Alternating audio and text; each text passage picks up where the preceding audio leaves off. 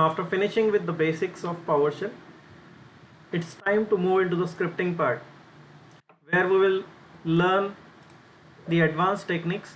We will start with the basics of scripting, then slowly we will learn how to make your own commandlets. The end goal of this advanced part is to teach you how to develop your own PowerShell commands. And in turn, when all when multiple commands are bundled together, those commands will go inside a module. So the final step will be to publishing your own module, which will have multiple PowerShell commands developed by you. And when we will develop this, we will develop it in a professional way. We will learn how to develop it in a professional way. So every commandlet that you will develop, it will be similar to the built-in PowerShell commandlets which are available already in PowerShell. We will try to add almost all the features which you see in a PowerShell commandlet provided by Microsoft. We will try to mimic those kind of commandlets. So we will begin with the first building block of scripting, that is understanding the variables. Today we will cover these two topics, understanding the variables and what is the scope of those variables. Now variables, in this topic we will first discuss what are variables, what are the naming conventions or the rules related to names of the variables. Then we will talk about what kind of stuff can be stored in the variables. Based on the stuff which is stored in variable, we can identify different types of the variables, and we'll see how to store multiple values like arrays and hash tables, and the commands which are available for creating the variables or dealing with the variables, creating, removing, adding, modifying, all that stuff. So let's begin with what are variables. So to explain what are variables, I will show you one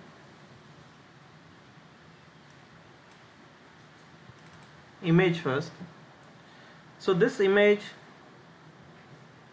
represents the RAM which is available on your computer. So this blue area is the amount of RAM which is available on your computer. When we are creating variables, those variables are getting created inside the RAM. Those variables are the containers which are ready to store the values temporarily. Those are not saved on hard disk. When you create a variable, it will reside in RAM. When you close PowerShell or when you turn off your computer, all the variables are gone. Variable is a temporary container created inside the RAM which can hold some values. Now we are providing a name to that space which is allocated. We are providing the name to that container which is created inside the RAM. And when we call for that variable, there are two ways to call for the variable. When you call for the container itself, you are talking about that space, not what is there inside that space. But when you want to find out what is there inside that container, you have to give $. So in PowerShell, $ means what is inside of the name of the container. Here the name of the container is X. So when you say $X, you are asking PowerShell inside of X. You are telling PowerShell inside of X, I want to store 5. So the value of this variable, when it becomes 5, you are storing the value of number 5 inside this container. So it is very simple. That picture might make it confusing, but when you look at it in practical, it's very simple. So when you create a variable $X, This is just for example purpose. In reality, you should give meaningful names to the variables. Don't use x, y, z, a, b, c and all.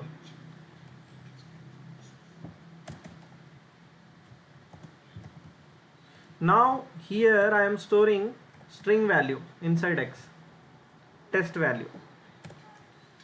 So when I say $x is equal to test value, what I am doing is I am putting the value of this string, that is text value, inside the container called x. It will create the container and store the value, this one, inside that container. Now when you repeat this using, now PowerShell is not case sensitive, whether you give it in small or capital, both will work. If at the time of creating the variable, if you created it in small case, and while checking it, if you are checking it in capital case, both will give you the same results. Now when I give $x, it will show me what is inside of x. And you can use these variables inside the commands also, like write -host $x. So it will write the value of x on screen, and you, as you know, you can change the foreground or background color using write host. So here you are accessing the value which is stored inside the variable x. Now in the same variable, now if I say $x is equal to 5, the value is changed. The same container has now deleted the value which was earlier there, and it has replaced the value with this new one.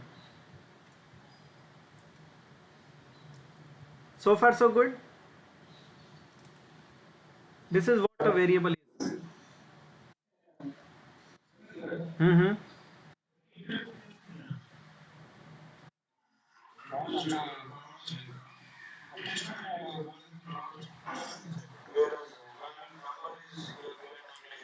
Yes, yeah, I will come to that. So when you give the values inside double quotes, those values are considered as strings. String means text, and when you have to give the numbers, you should use it without double quotes.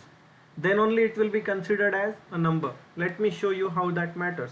Now if I use $x plus $x, I will get the sum of these two values, right?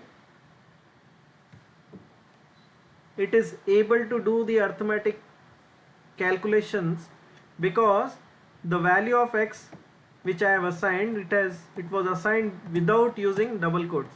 Now I am assigning the value of phi using double quotes. Let us see what happens. If I say $x plus x, now I am getting phi. It is not 55, it is phi, because strings can be connected only, numbers can be added. So if I put $x is equal to 50 and then perform this calculation, 5050. But if I don't use double quotes here and do $x plus $x, I will get 100. Got it? So depending on how you are storing the value, it will automatically decide the data type of the value which is stored inside the variable. How to check the data type? That is the next thing. But before we look at the data types, because it is the fourth point, first discuss what are the naming convention and rules about names of the variables.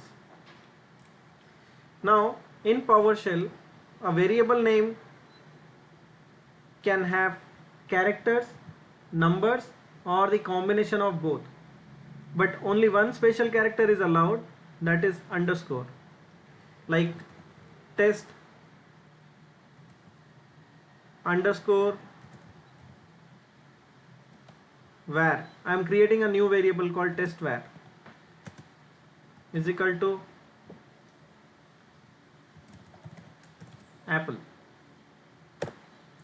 Now if I check dollar test var, it will return me apple. I can create the variable by using the numbers. 1 2 3 4 is equal to test value. Dollar 1 2 3 4. No other programming or scripting language allows you to use numbers as the variable name. PowerShell is very flexible with that. Or you can have test 1 2 3 4, but we did not assign anything here. Test 1 2 3 4 is equal to 1 2 3 4. This time I am creating it as a number. Now if I check dollar test 1 2 3 4, I will get that number. Dollar, suppose I want to use space in the variable name. It is not allowed unless you are following a certain condition. Let me show you. Suppose I want to create a variable called computer name. Comp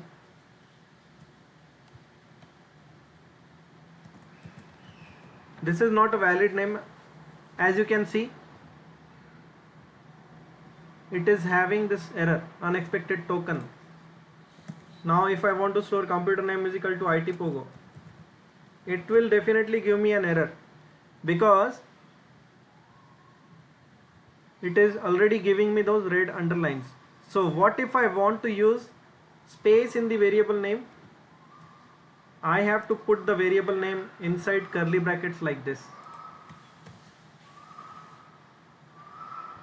Dollar, and inside curly brackets you can put the variable name with spaces. You can have multiple spaces. Computer name for local computer. You can put a sentence itself. This is valid. Now how to check that? Dollar computer name for local computer. Again, while accessing the variable, you have to use the variable inside curly brackets.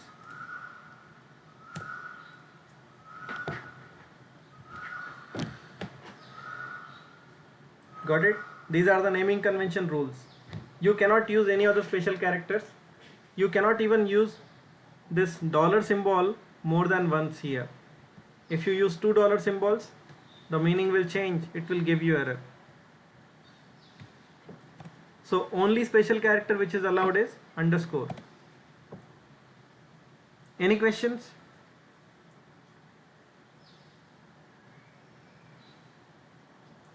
Okay. That was about the naming convention rules. Now let us create few variables like $x is equal to, first I will store number 5 with double quotes, and if I want to check what type of value is stored inside $x, I can use $x dot get type dot name. So what type of value is there? String. String means text. Now if I repeat this command, this time I am storing $x is equal to 5 without double quotes. So what is the data type? Integer. Are you guys aware about the data types? You might have learned this in any other programming languages you have seen earlier. Never? Okay, so data types are assigned to the variables based on what type of data is stored inside the variable. A variable can contain number, which is integer, it can contain string, or it can contain object. How to store an object? For example, if I want to store a service controller object in a variable, I can use $x is equal to get service. Now if you want, you can store one single service controller object, or you can store multiple service controller object. If I hit enter now, X will contain multiple service controller objects. But if I give only one or two service names, it will store those one or two service controller objects. So let me give two, WinRM, comma, bits. Now if I repeat get type.name, it will show me it is an object. What type of object it is? Since it is an object where there are multiple objects, in order to find the first or second object, I have to give the index number after the variable name using square brackets. Now inside this square brackets, I need to specify whether I want to get the details about the first item or second item, because there are two items. Before we do that, let me show you. $x, when you give, it is showing you two service controller objects. Now if you want the details about one object, you have to give the index number which begins with 0. Second item will be at index number 1. First will be at index number 0. Now if you check, it is a service controller object.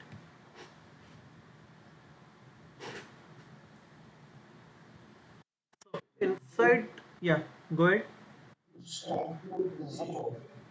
Yeah, index number will start with 0.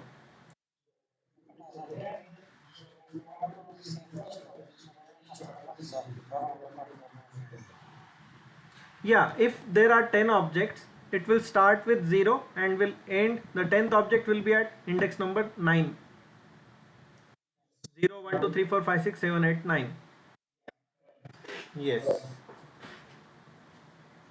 Okay, now this is how you can store multiple different types of objects. Let me show you few more, like when I use,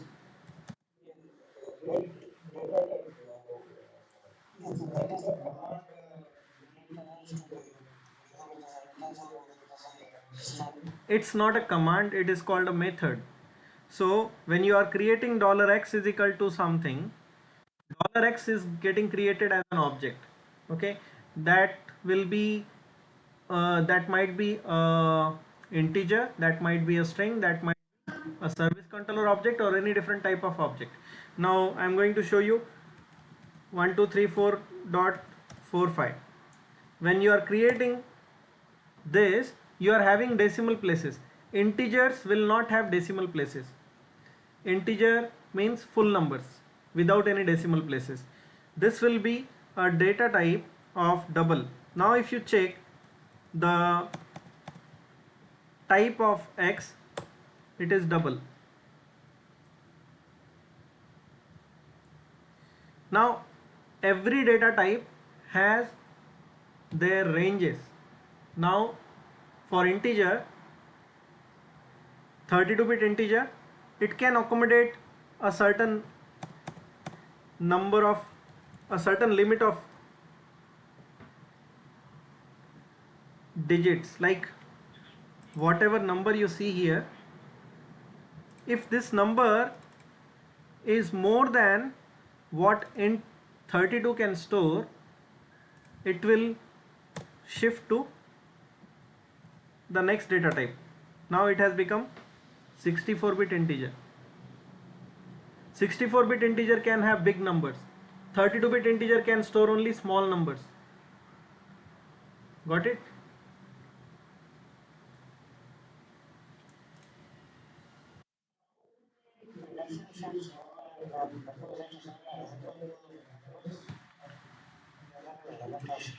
Okay, so for limitations, you can refer to the size of 32-bit integer, or range of 32 bit integer. Then it will show you 32-bit integer. This is a short 16-bit integer, not 32-bit. So here, if you look at it, it will show you maybe the data types for all different types of. If you just create integer, it will be a 32-bit integer. Unsigned means you cannot store negative values. You can store only positive values. So it can store 0 to whatever this number is. 42 crore, 94 lakh, or I think it is bigger than that.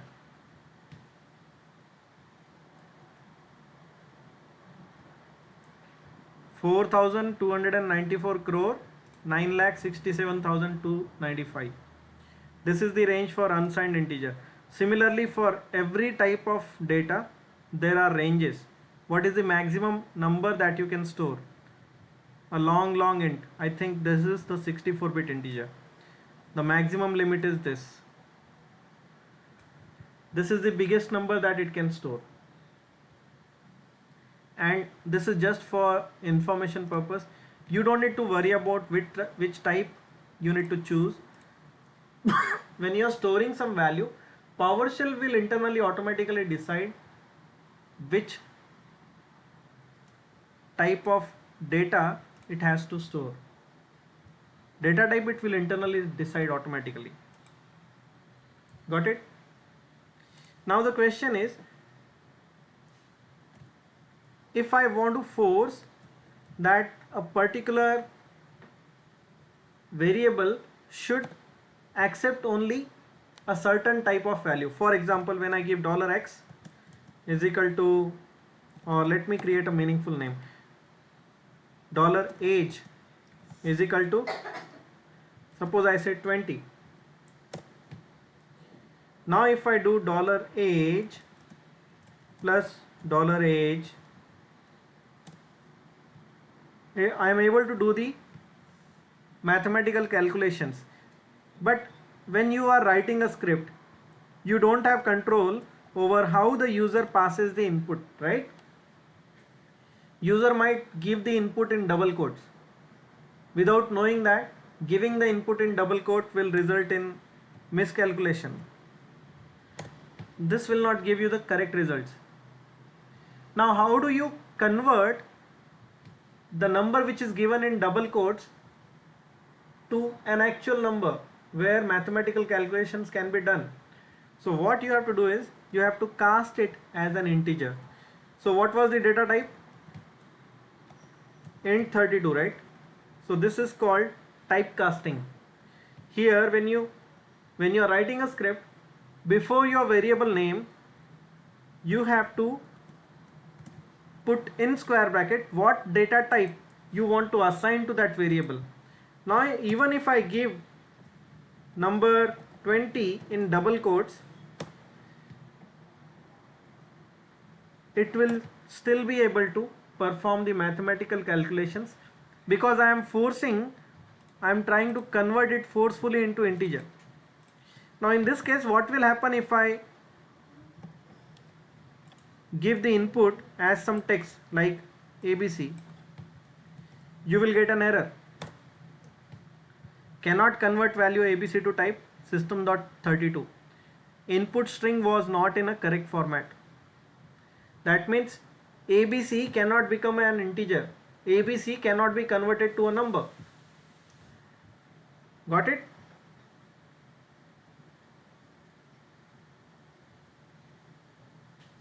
Are we all on the same page?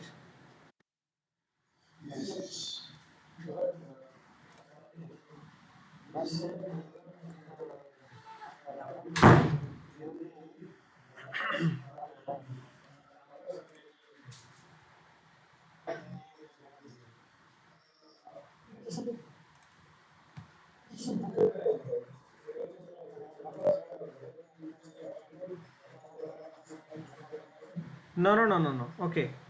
What I said was when you put in square bracket, when you put a data type in front of the variable without any spaces. Remember, there should not be any space between the variable name and this typecasting. This is called typecasting. And what it will do is it will try to convert this value which you are providing as input into this type. Okay, and if it is able to convert this, it will accept and store that value. Now if I check $age, it will still have the previous value which we have stored, because here we got the error.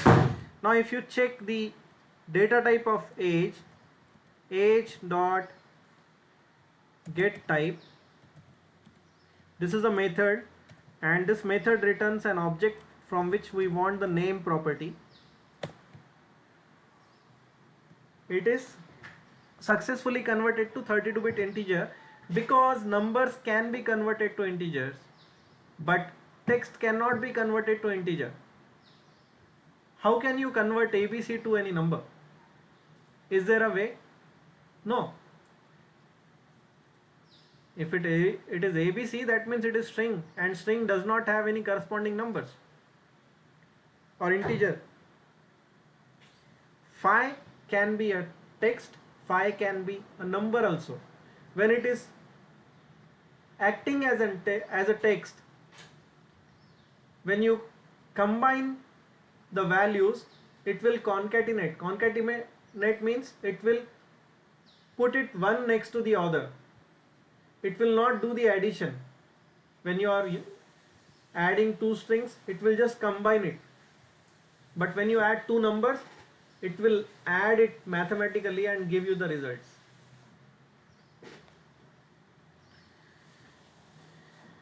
Any doubts still remaining? These are the basics. You need to understand this in order to write advanced scripts. These are the building blocks.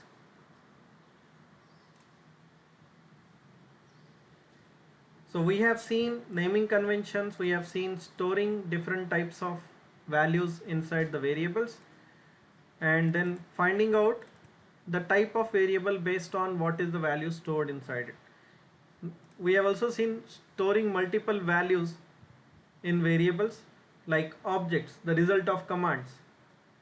Now let's take a look at creating arrays and hash tables. What are arrays and what are hash tables? Now when I say $, I will create a new variable. I can give it any name. Computers is equal to, now I am creating an array. For creating an array, there are two ways. Either you can put it inside this @ and round brackets. You can put multiple values separated by comma, like PC1, PC2, PC3 and PC4.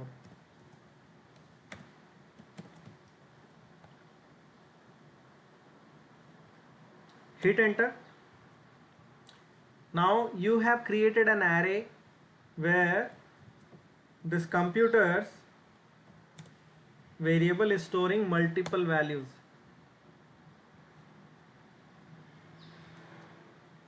Now if you check $computer dot get type,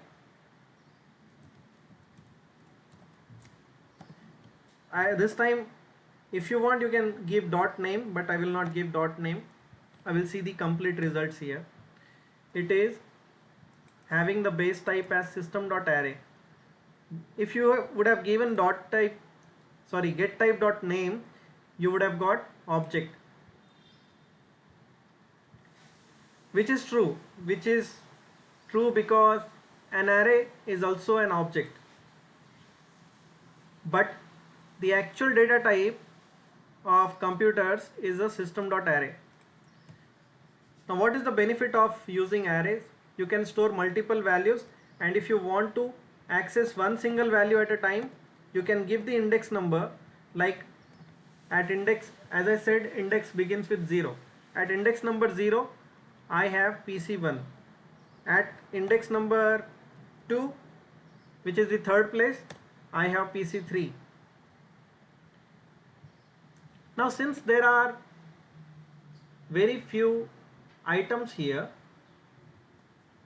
it's easy and you can count what is the index number of the last item. So since there are only 4 items, you can easily guess that the index number for 4th item will be 3. But if there are so many values, let me show you. Dollar services is equal to get hyphen service. Now if I hit enter, it will store all the properties of all the services in this variable, but I want to fetch only the name of the service. Let me show you before I store it in the variable what I'm trying to do. When I use get service, you remember using single value from a property, so it is giving me the names only of all the services. Now this result I want to store it inside the service variable.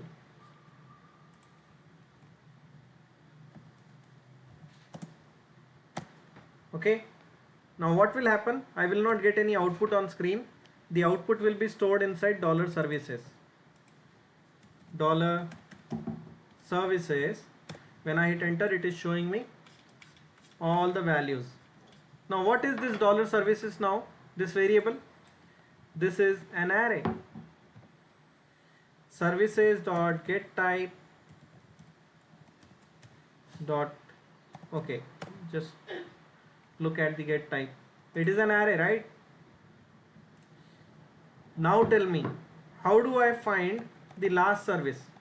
First I can find using index of 0. This is the first service. This is the second service. So in other programming languages, if you want to find the last service, you have to find the count of services which are there inside this variable, services dot count, and since index number begins with 0, it should be less than the actual count.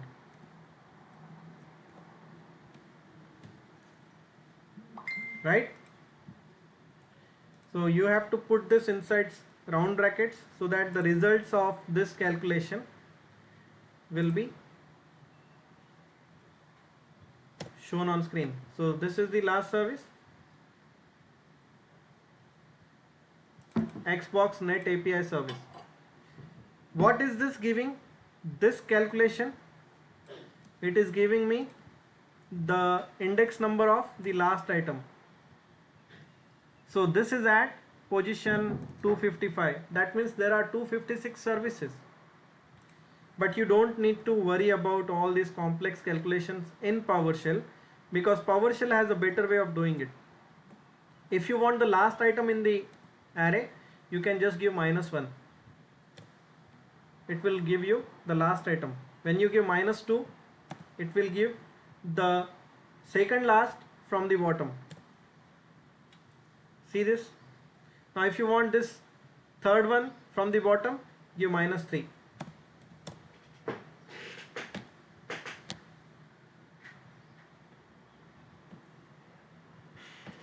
Any questions?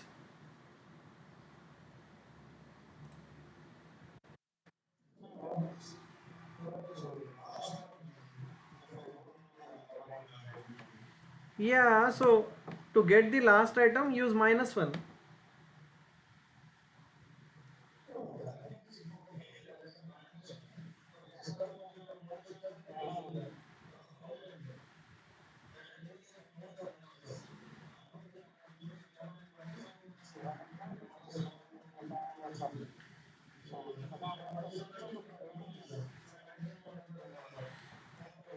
If you want to find out if a given item is there in this array or not, you can use like this. For example, WinRM. It will just tell you whether this value is there inside the array or not. But there is no way, without knowing the index number, you can find that item.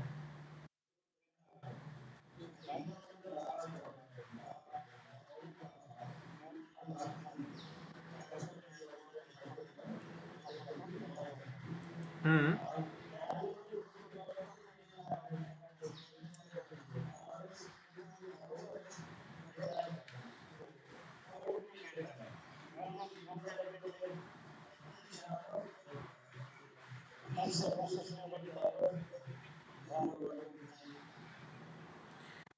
There is no way you can do that, and you will not come across a situation where you need to do that. Believe me.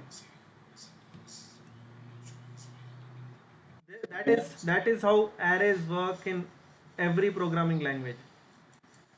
In none of the programming languages you can find the index number of a given item.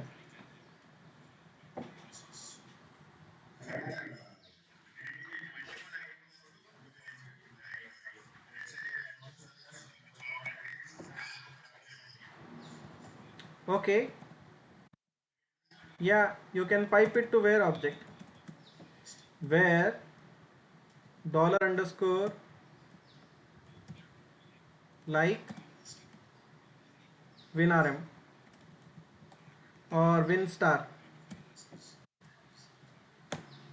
Okay, we need to put this inside.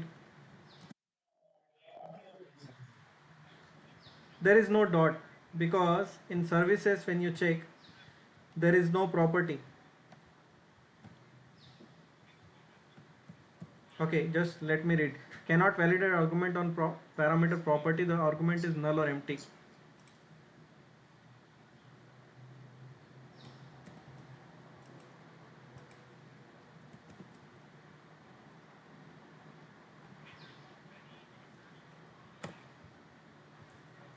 We have to put it inside round curly brackets because this object does not have any property names. Got it? So this is how you can search for a particular value inside that array.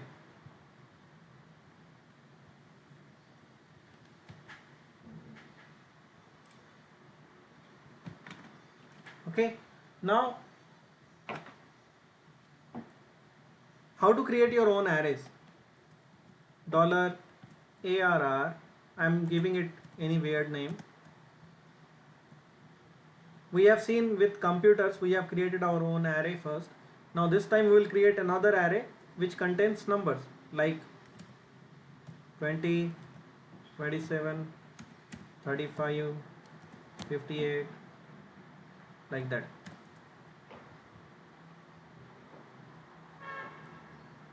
Now this, yeah,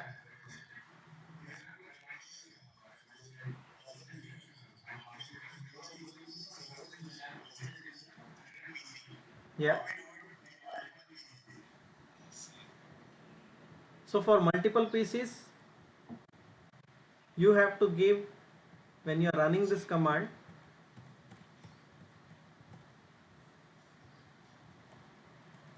here give hyphen computer name and give multiple computer names,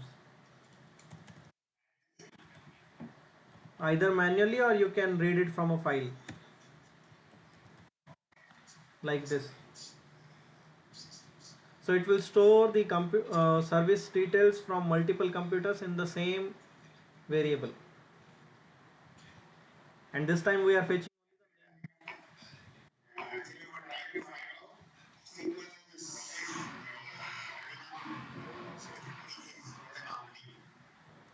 Okay, and after finding, what do you want to do with that?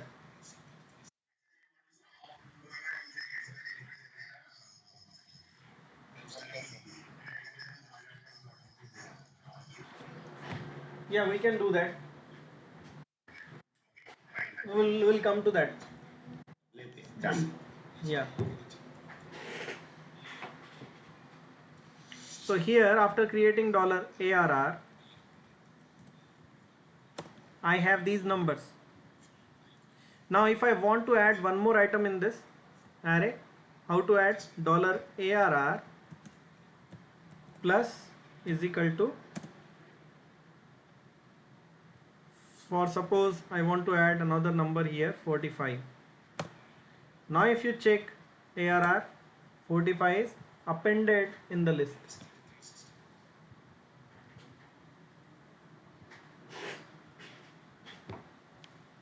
Got it?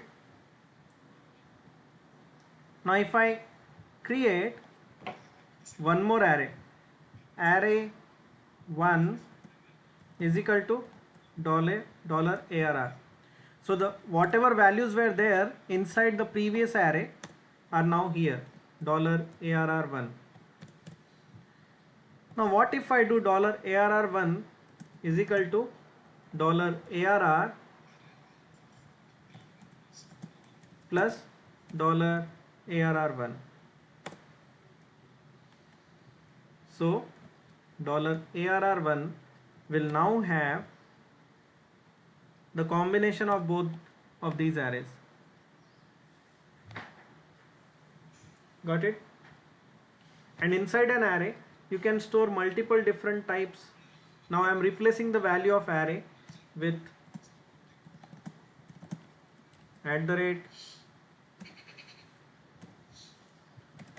@test value, then a number, then again text, then again a double means a number with decimal points, and I can also store the result of a command like get service winrm. Now the result of this command will be stored at the last place. Now if I check the details of this array, $ARR1, I have multiple different types of values.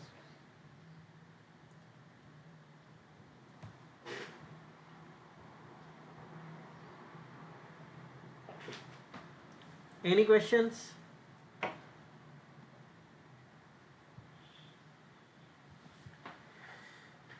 Okay.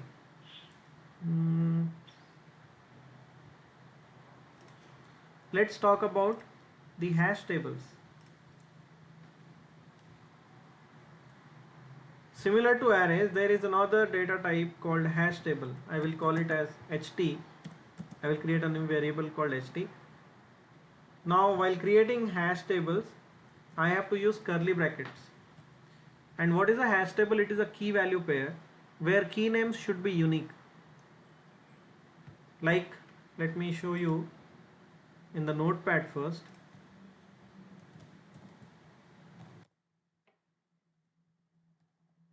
Comp1 is equal to 10.20.10.1. So this is one key value pair. Comp2 is equal to 10 dot, okay, whatever.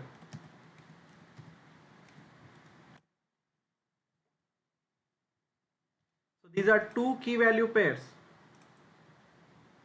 This is the key, this is the value.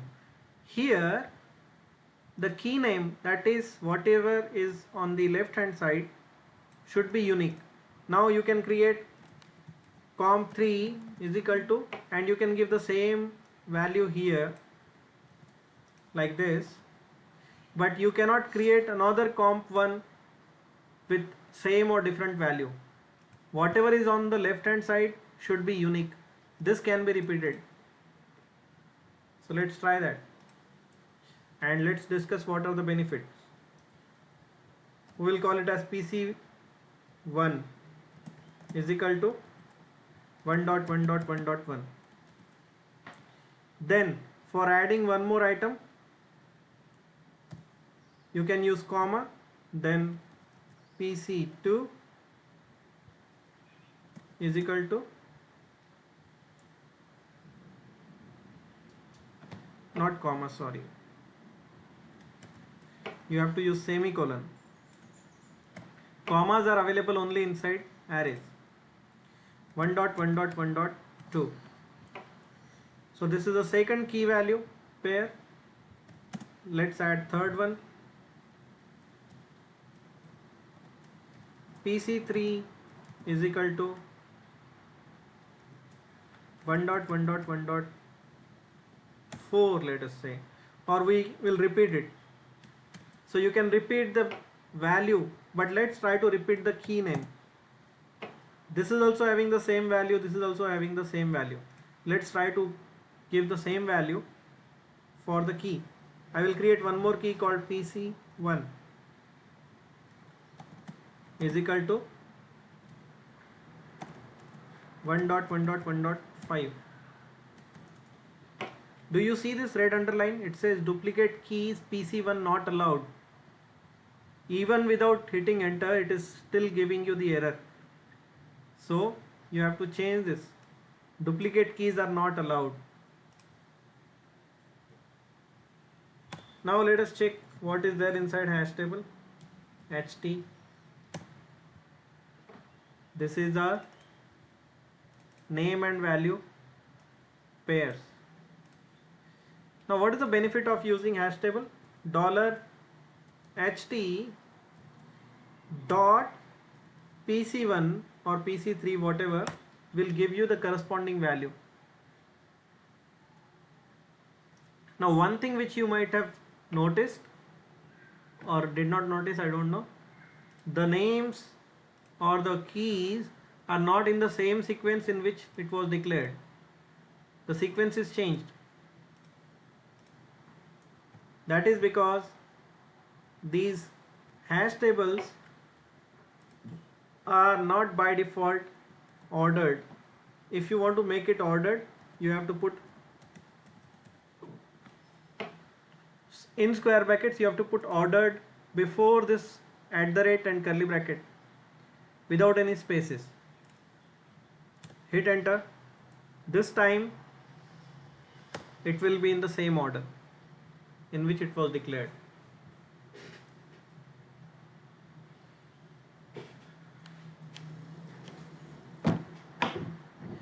Okay. One thing which we have seen earlier, like computers. This is an array. This is a hash table. Hash table have key value pairs, whereas arrays has only one single list of values. In order to handle every single value from the array, you have to use for each loop. For each object, we will discuss about for each object later in detail. And in curly brackets, every single object coming from the computers will be represented by $_.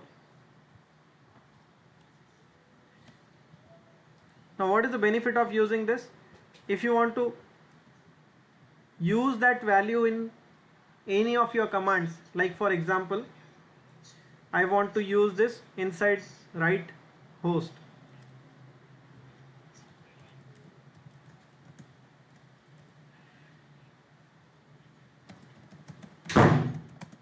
Processing this computer.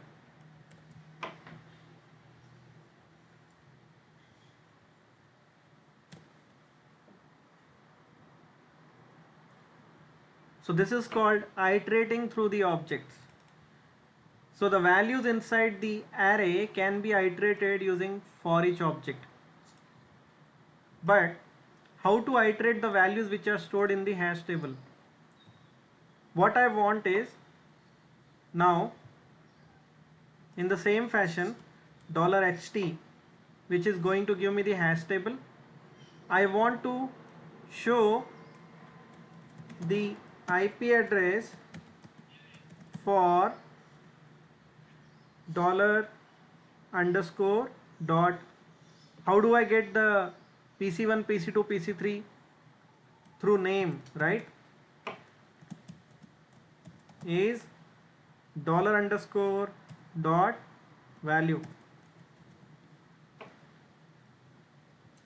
Now anything which is shown in the color of the double quotes.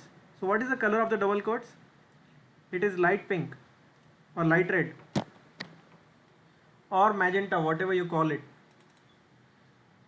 If your text is appearing in the same color as the color of the double quotes, it will be shown literally on screen.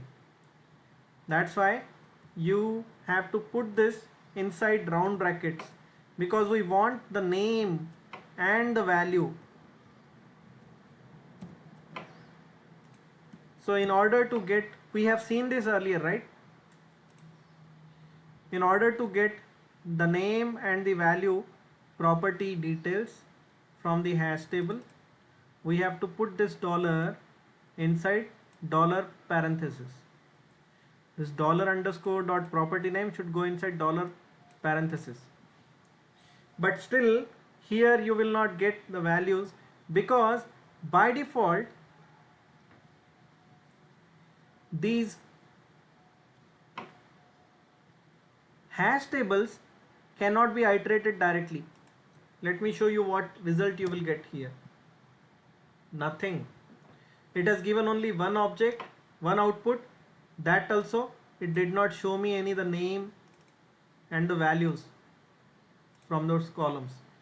So there is something called as enumerator, getting the enumerator using get enumerator. When you use hash table with dot get enumerator, it will break this hash table into multiple rows. It will separate all key value pairs from this hash table. Then only you can view it on screen.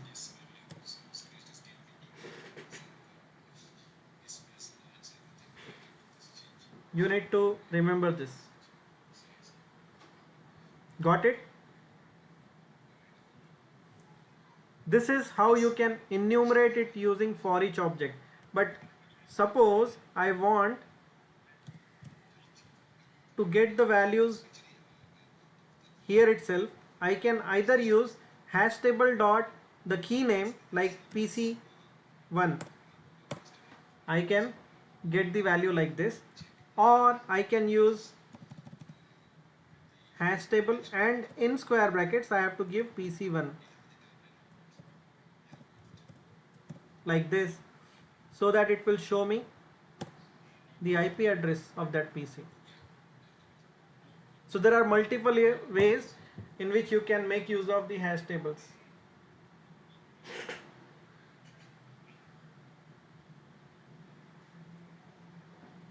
Any questions, team?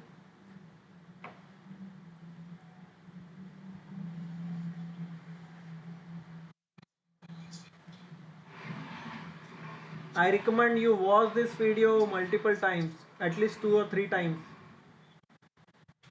because these are the basics of advanced scripting.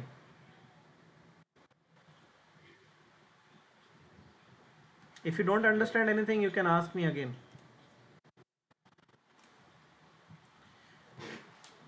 And throughout our scripting and advanced programming, hash tables are used very frequently.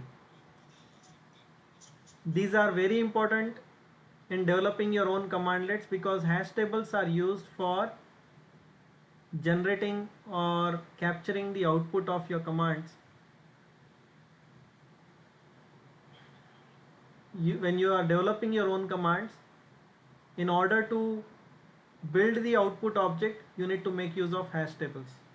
We'll see that later. For now, just understand the difference between arrays and hash tables, and how you can iterate through every single item in the array and in the hash table. Now, whatever methods we have seen for creating the variables, those were direct methods. But if you want to create a variable using PowerShell commands, that also you can do. You can use first get command -noun as variable. it will show you all the commands which are there for creating the variables. Now if you want to clear the contents of a variable, now if I check what is there inside $x, this big number, if I want to remove that number from $x, from direct method I can do like $x is equal to $null. It will remove anything which is there inside $x. But if you want to go with the command clear variable and the name of the variable as x,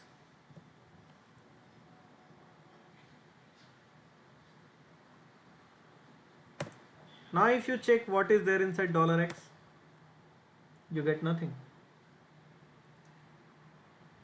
Now if you want to find, yeah,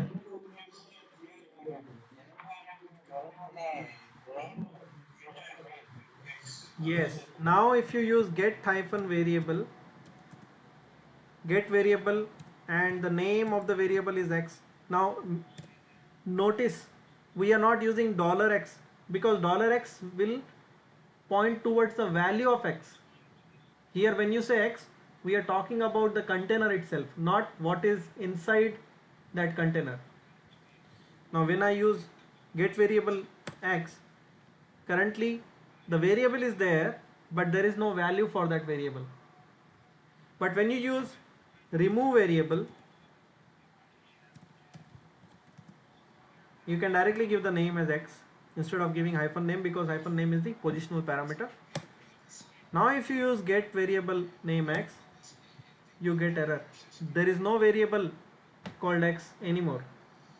The variable, that container itself is destroyed. Earlier the container was not destroyed, only the value which was stored inside that container was destroyed. Got it? New variable, same as creating $x is equal to 5. Here you have to give name as x and value as 5. Now if you use get variable x,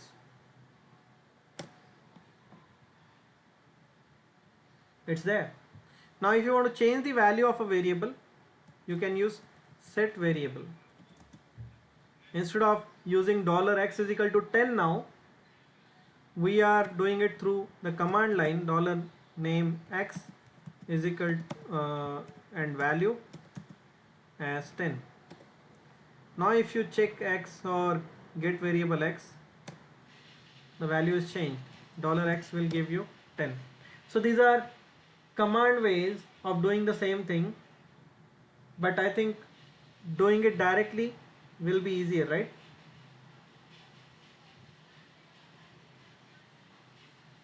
It is more convenient.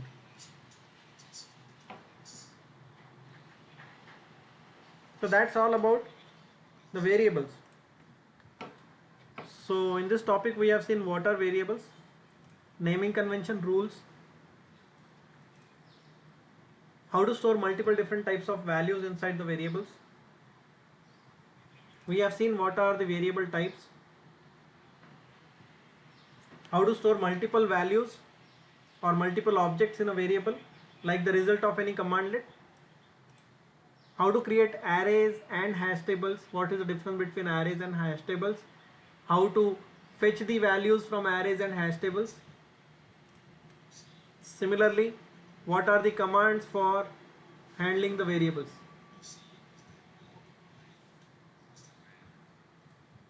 So I will continue with this video because variables and scope, these are interrelated, and there are only two things we have to see here inside scope. What is scope and what are the best practices for scope. We will continue with this recording. It will be okay.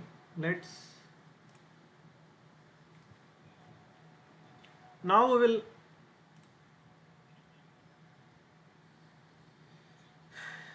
create a variable here, $x is equal to 100.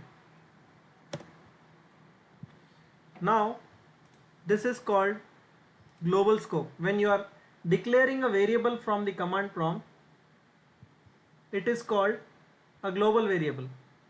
But when you are declaring a variable inside the script, like $y is equal to 200, this is called script scope. So I already have one script. Let me open it. I will explain that script line by line.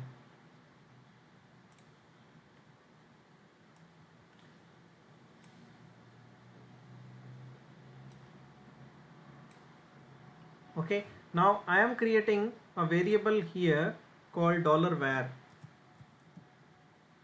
is equal to 100. Now let's try to understand what that script is doing. Now inside this script, I am first checking the value of that variable, because this variable was created in global scope. That means from command prompt, the value which I have assigned here, I can see that value here at line number 1. So let me add a breakpoint here. What is a breakpoint? If you want to run the script step by step, you can add a breakpoint. Now if I run this script, I can have control of the script and I can see the script progressing one line at a time. If I hit F11, it will execute the current line. Value of the variable from global scope is 100. That is what we have assigned when we have declared the variable from the command prompt. Now it is going to change the value to 200 inside the script scope. Now I am going to change it to F11. Now it is changing the value of variable to 200. Now here we are reassigning the value of variable var is equal to 200. Let me change the color of the background since it is not visible. Tools, options,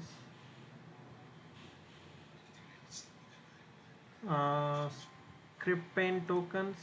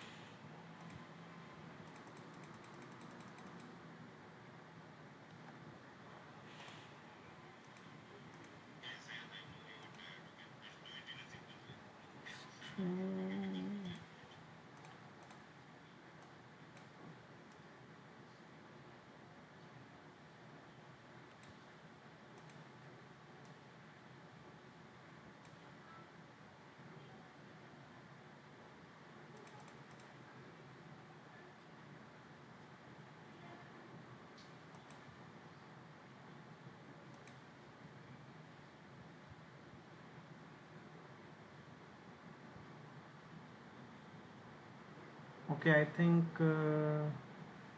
changing that color is not available. Okay, here can you read it? Var is equal to 200. Now if I hit F11, the value of var is now changed to 200. Now I am creating another variable which was not created earlier here. The variable name is script var. Now if I hit F11, new variable is created. The value of the variable var from the script scope is, let's check, since we have changed it to 200, now the new value is 200. I can see the new value is changed to 200. Now this function we'll discuss later what is a function, but inside the function, when I am calling this function here, it will enter into the function. So the variable which I have created here When you enter inside the function,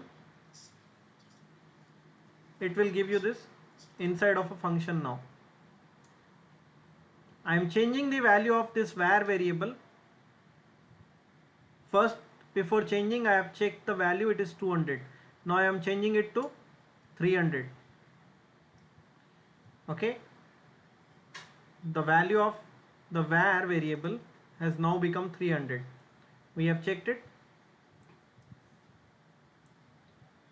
Now this is a script variable which was created inside the script. I have already assigned the value of 400 to that variable, but now here inside the function I am trying to change the value of that script variable by using this access modifier. Here, in order to change the value of this variable, I have to use script colon and script variable, script var. Now if I check the new value of var, it is 300 because it is inside of the function. I have assigned it to 300. Okay, now we are out of the function. After coming out of the function, when I check the value of var array, again it is 200, and the new value of script variable, script var, it has become 700. Now let me explain it once again. What happens? Before I explain that, let me show you this PPT. So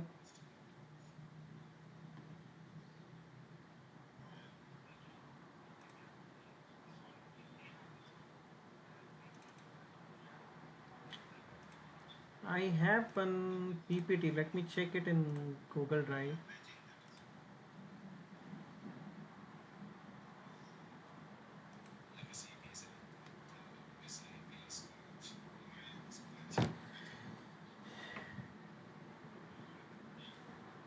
Okay, it's not responding.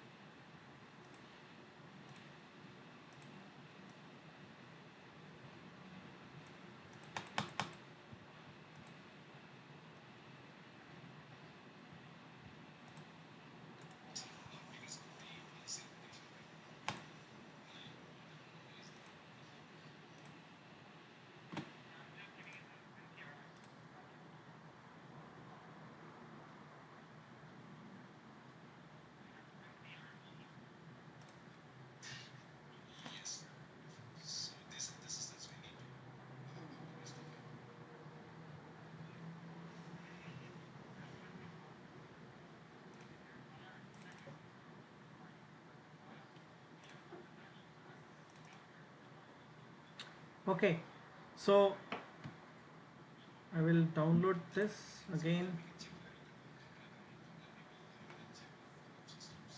Oh, I don't know what went wrong here.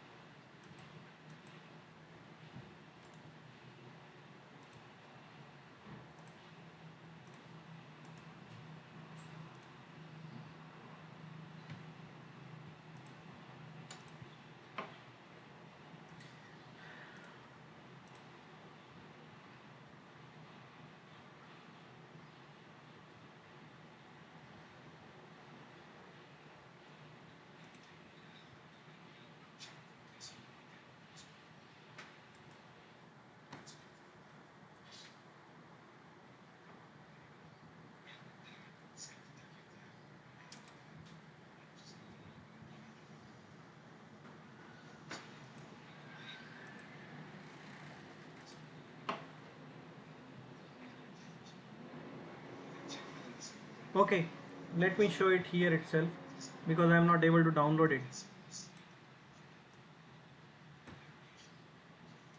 So global scope is the scope where you will create the variable from the command prompt. So if you are creating a variable from the command prompt, the value of that variable will be available inside the script also. Inside a script you will write a function. So if you are creating a variable at global level or at the script level, the value of that variable can be read inside the function also. So as you can see here, variable created from global scope, you can read the value inside the script and also inside the function. But when you create a variable inside the function, the value of that function is available only inside the function. That is what we are going to see here. Okay, let me remove this breakpoint now. Okay, so I will explain once again. $var is a variable which I have created from the command prompt. Value, let me assign it to 1 2 3 4.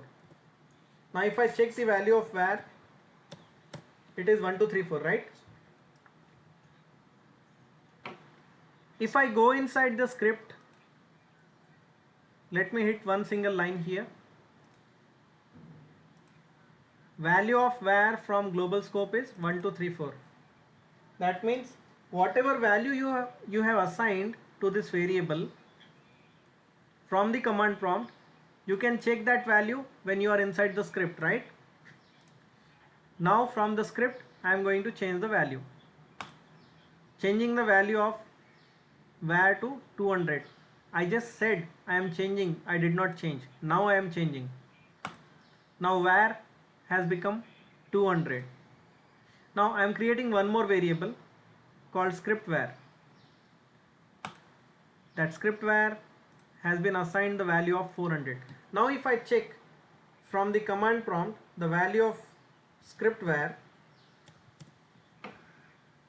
this was created from inside the script, but still I am able to see the value from the command prompt, that is from the global scope.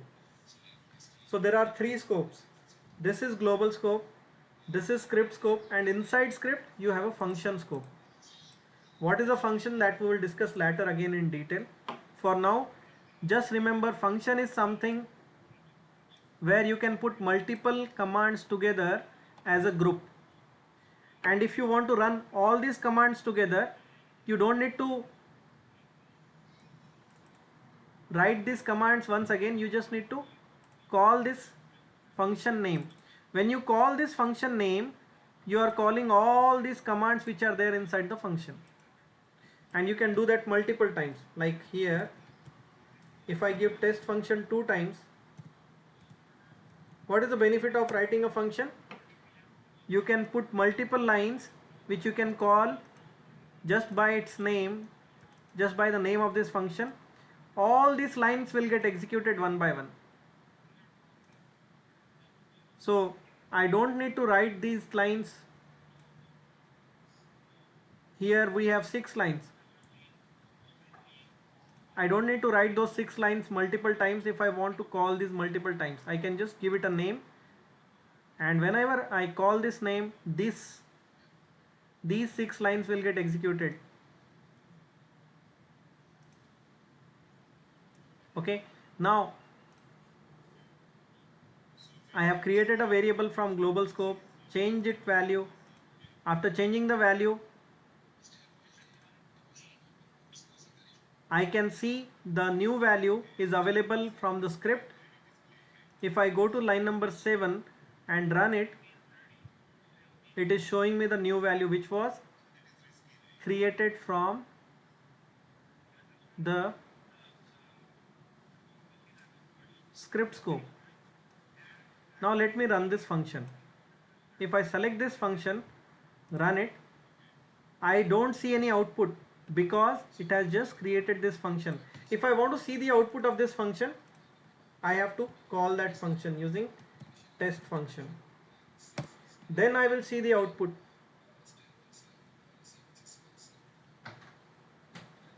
Got it?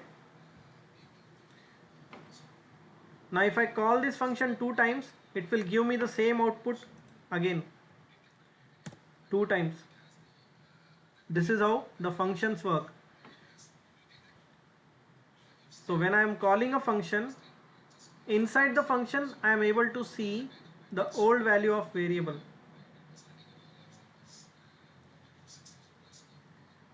And inside this function, if I am changing the value of variable to something new, but it is not going to change the original value, like here when I check var again, it is still 200, but inside the function it was showing the value of var as 300.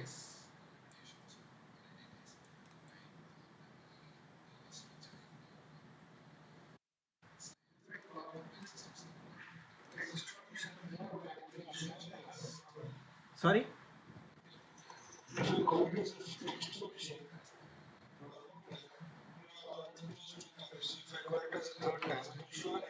No, you can call 10 times or n number of times as you want. That is why the functions are created. You can call as many times as you want.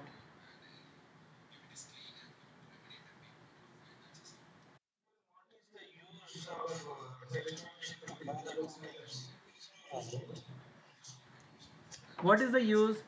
See, if I don't create this function, this test function will get replaced with these 6 lines. You know what I mean? Okay, let me remove this. If I don't do it this way, then what I have to do? I have to replace this test function with these 6 lines one time and again second time. So the amount of code you need to use is increasing, right? Instead of repeating this code, you are creating a function.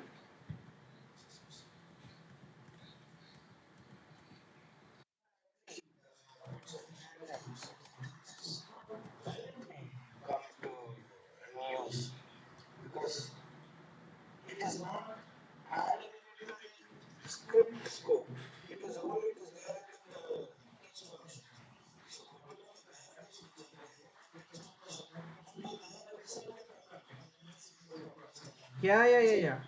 That is the purpose. You know what? Sometimes you don't want the values which you are using inside the function to be carried outside the function. There are certain situations where you want that the values that you are assigning to a variable, okay, here forget about this. uh, we will not create this inside the script. Let me create this variable only inside the function. Okay, now let me create script var1. Now look at this. The script var1 is a variable which is not created from the command prompt, which is not created within the script.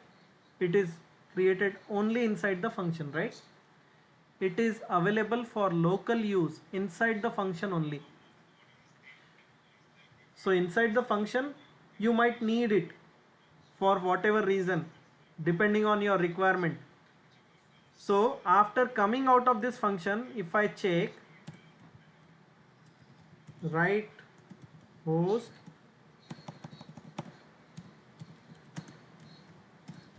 value of script var1 is equal to dollar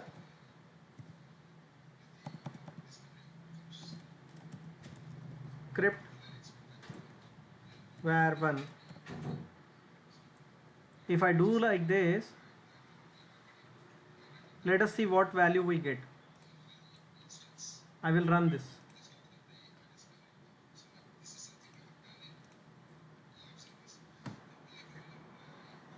So do you see any value for script var1 here? No value is carried outside of the function. But if you try the same thing inside script var, inside this function, the script var1, you will be able to see the value. Let's run it once more.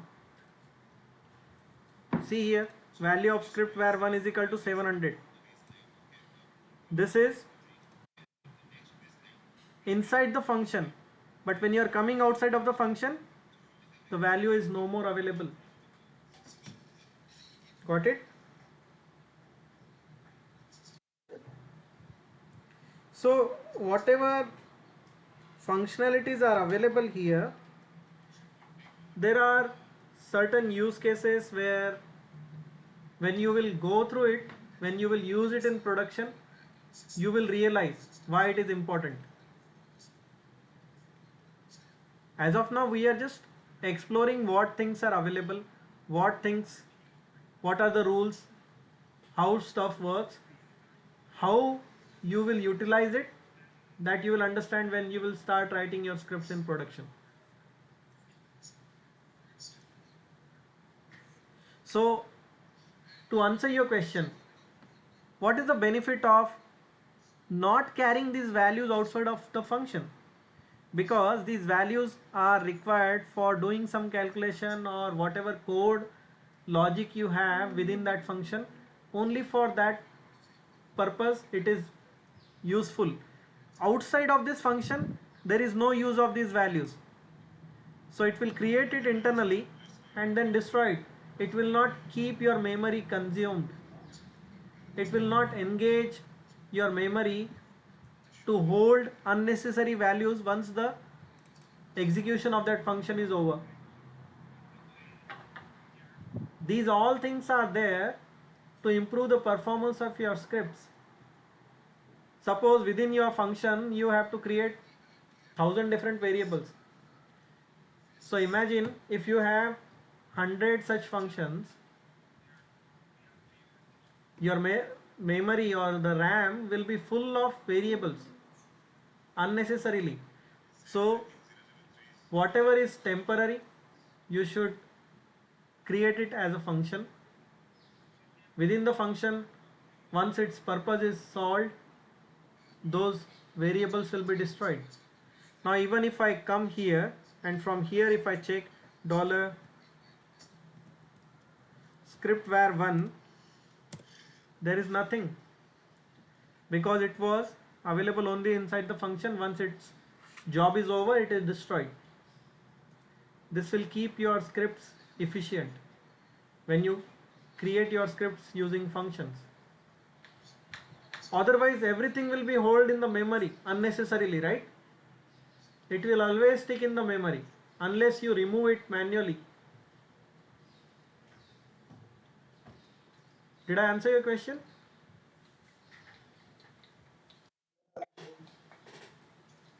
Okay, so these are the basics. The first step in scripting, understanding variables and their scope. I would recommend you go through this video once again, watch it at least 2-3 times and let me know if you have any questions before we proceed with the next steps. Let me stop the recording.